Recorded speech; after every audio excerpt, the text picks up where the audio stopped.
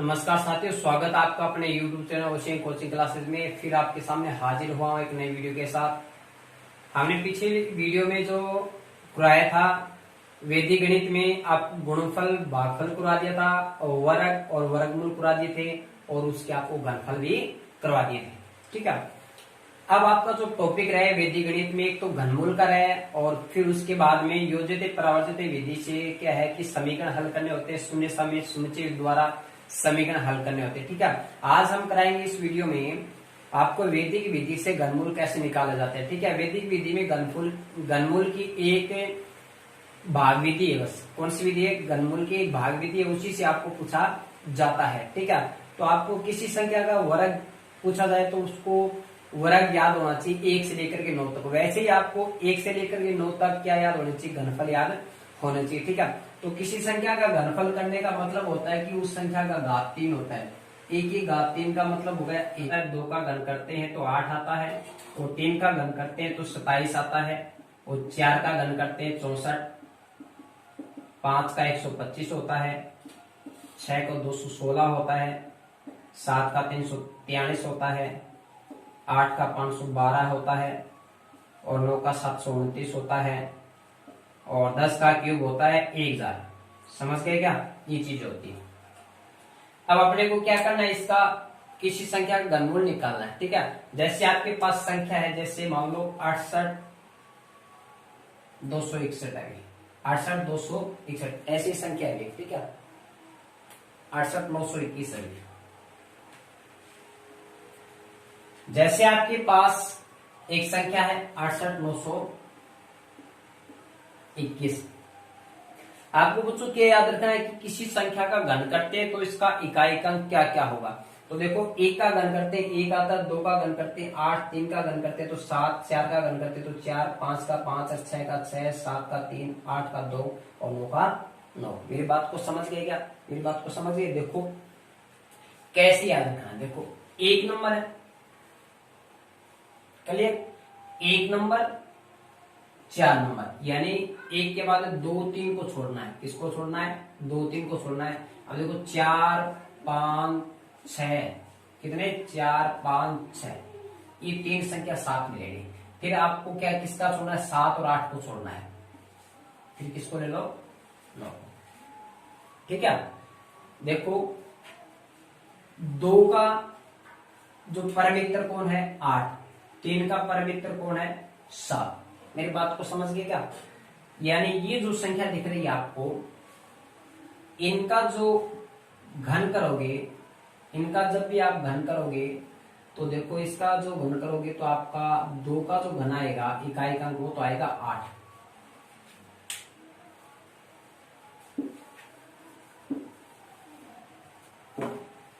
तो एक छोटी सी बात आपको याद रखनी है। देखो, एक छोटी सी बात आपको याद रखनी है। क्या क्या याद रखना आपको, इस पे ध्यान दो थोड़ा सा। जब 1 का घन करते तो इकाई का 1 आता, 2 का घन करते तो 8, 3 का घन करते तो 7, 4 का करते तो 4, 5 का करते 5, 6 का 6, 7 का 3 आता, 8 का 2 आता, 9 का 9।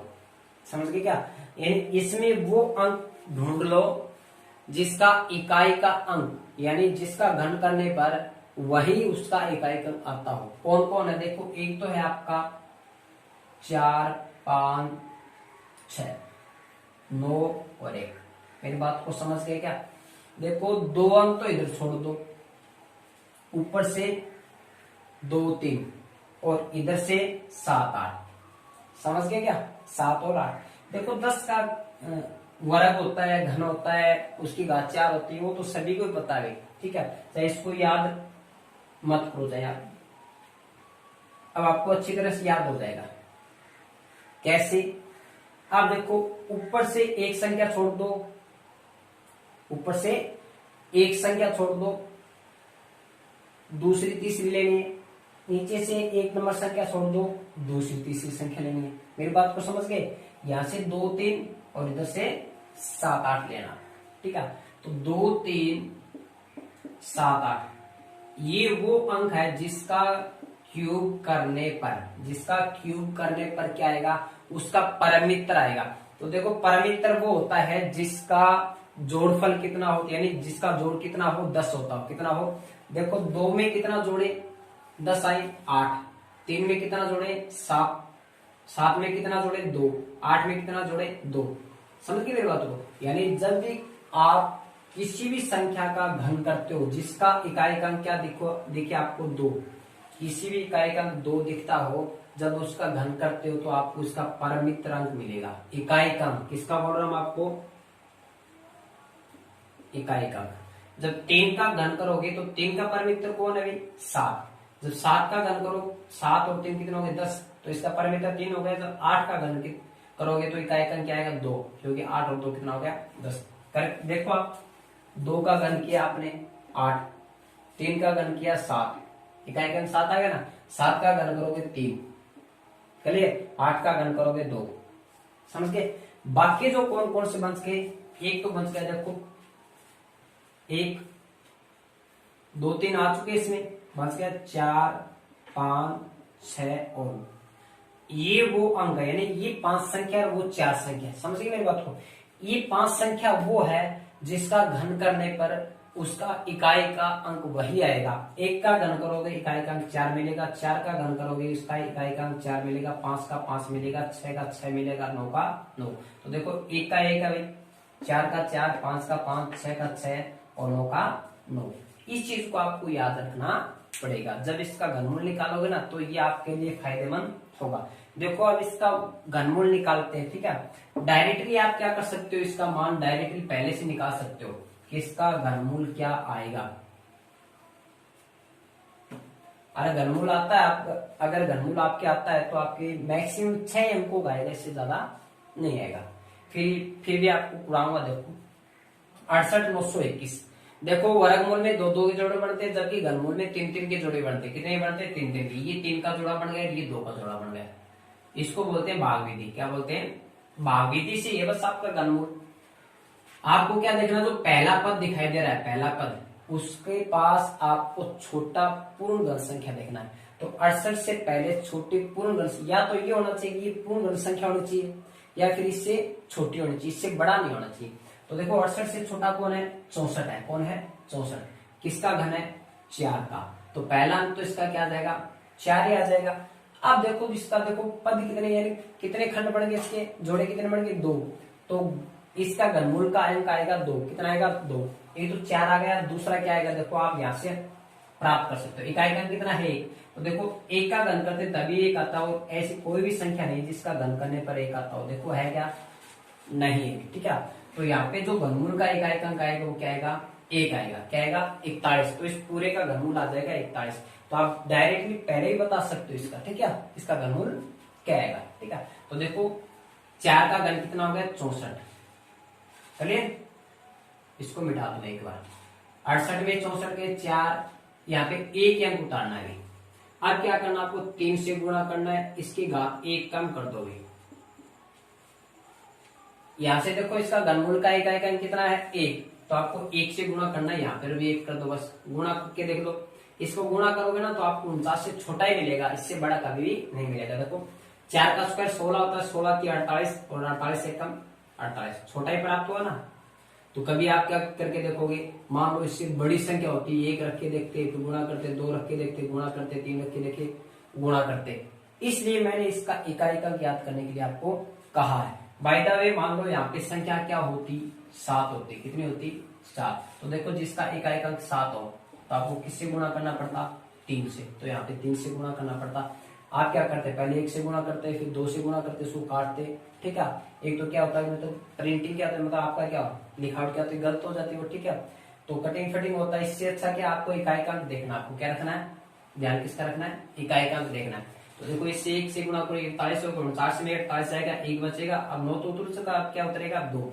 अब देखो 1 पर 3 और लिखना है, 4 की घात 2 है। अब देखो यहाँ पे 3 थी, यहाँ पे 2 थी, अब यहाँ पे 1 की घात बचेगी। अब घात किसकी बढ़ेगी इसकी बढ़ेगी।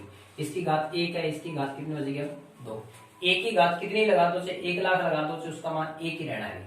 4 3 12 हो गई, 12 1 कम 12 हो गई। 12 में से 12 गए 0 बचे। अब आपके पास क्या बचा 1। यहाँ से 3 भी हट जाएगा, 4 भी हट जाएगा। अब इसकी घात बढ़ेगी। देखो 1 की घात 1 है, 1 की घात 2 है और 1 की घात कितनी हो जाएगी 3। तो 1 की घात क्यूब, यानी 1 की क्यूब कितनी होगी 3 होगी, इसका मान 1 आएगा और शेष पर कितना बचेगा 0 बचेगा। तो इसका घनमूल कितना आ जाएगा 41 हो जाएगा। तो लिखना कैसे आपको, इसके अंदर संख्या लिखनी 68 921 और यहाँ पे क्यूब का निशान लगाना है। कितना आ जाएगा इसका क्यूब, घनमूल कितना आ जाएगा इसका 41 आ जाएगा। कितना आ जाएगा 41। समझ गए।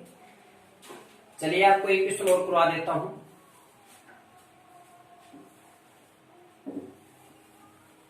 जैसे आपके पास संख्या है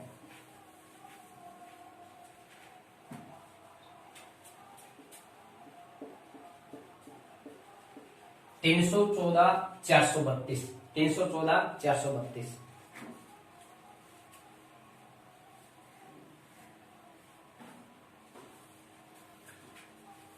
तो देखिए 314,432 आपको भी तरीका बताया। इसका एक जोड़ा ये बन गया, दूसरा जोड़ा ये बन गया। सिंपल सा है। घनमूल कितना आएगा, 2 अंकों का आएगा, निश्चित है। आप पहले भी मान निकाल सकते हो। 314 से पूर्ण घन संख्या देख लिया तो ये पूर्ण घन संख्या होनी चाहिए, फिर इससे छोटा। 314 से छोटा ये देखो 343 तो बड़ा हो गया, तो इससे छोटा कौन सा आ गया 216 आएगा। कौन आएगा 216। किसका घन है बताओ 6 का, यहाँ पे 6 आ जाएगा बस। 14 में से 6 गए 8 बचे, इधर 30 बचा, 30 में से 21 जाए 9 बचेगा। अब क्या उतरेगा 4 उतरेगा।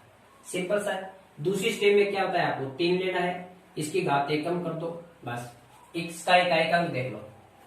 ये नियम कब तक लागू है, जब तक आपके पास जोड़े कितने बनते हो, 2 जोड़े बनते हो। कितने बनते हो 2 जोड़े, या फिर मैक्सिमम 7 अंक हो। कितने अंक हो 7, क्योंकि 3 और 3 6 अंकों का 2 जोड़ा बन गया, तो 7वां अंक है, इसका तीसरा जोड़ा और बन जाता है।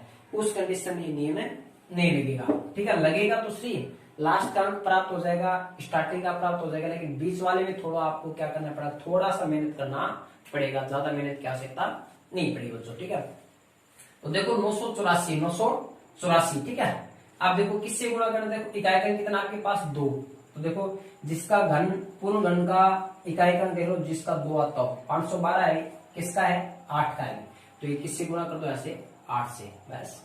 अब इनको ये मत कर देना 8 से गुणा किया तो 512 लिखा नहीं, यहाँ पे 8 लिखे आपने। ठीक है, अब इसको गुणा करो, 6 का स्क्वायर 36 होता है और 8 या 24, 36 को 24 से गुणा कर लो, 6 चौक 24, 4 3 12 2 14 हो गई और 36 दूनी 72 हो गई, 4 6 8, ये हो गया 864। कितना हो गया 864 हो गया। ठीक है, अब देखो इसको करते हैं।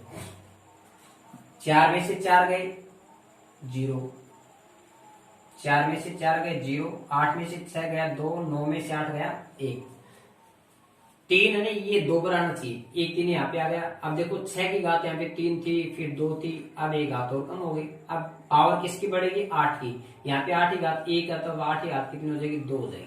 कितनी हो जाएगी 2। तो देखो 120 बचा ना। अब 4 के बाद कौन है 3 उतार दो, कितना हो गया आपके पास 1203। अब इसका गुणा कर लो, 8 का स्क्वायर कितना हो गया 64 हो गया। 16 मत कर देना, कई बच्चे 16 कर देते हैं। 8 का स्क्वायर होता है 64, यानी 8 को 8 से गुणा करो 64 हो गए, और 6 की 18, 64 को 18 से गुणा कर लो, 64 18 को। ठीक है, 8 चौक 32 हो गए, 8 6 48 3 51 हो गए, और 1 4 1152। कितने हो गए 1152, ये हो गया आपका 1152। घटा दो, 3 में से 2 गया, यानी 1200 में 1152 घटा दो भाई, 48 बच गए और 3 ऊपर वाले बच गए भाई, बस 51 बच गए। आगे 2 उतार लो। अब देखो 3 भी हट जाएगा, 6 भी हट जाएगा, अब बचेगा कौन 8। 8 की घात कितनी हो जाएगी 3, तो देखो 8 की घात 1 थी, फिर 2 थी, फिर 3 हो गई। तो 8 की क्यूब कितना होता है 512 ही होता है बस, शेष का 0 बचा बस। समझ गए, किससे गुणा किया था 8 से, तो इसका घनमूल कितना हो जाएगा बच्चों 68 हो जाएगा। ठीक है, तो इस तरीके से आपको निकालना है। आपको 2 पद मिल जाएंगे, पहला पद देख लो और दूसरा पद का इकाई का देख लो, बस वही इसका घनमूल हो जाएगा। और ये इसकी टर्म चलती हुई है, ये इसकी क्रियापद चलते हैं, इसको क्रियापद बोलते हैं। क्या बोलते हैं क्रियापद। नाम लिखना चाहो तो लिखना, इसकी आवश्यकता नहीं। ठीक है, तो मैक्सिमम अगर आपका घनमूल आएगा तो 6 अंक होगा, इससे बड़ा नहीं आएगा। ठीक है, तो आप इस पे आधारित आपको क्या करना है क्वेश्चन निकालने हैं, ठीक है। आपका 5 अंकों का, फिर 6 अंकों का, इस तरह से आपको क्या करना है, इसके घनमूल निकालने। इसके बाद आपको जो 1/4 यानी इसके अंतिम जो प्रश्नमाला आपको कराऊंगा शून्य समय विधि से, योजित परावर्जित विधि से जो समीकरण, समीकरण आपको हल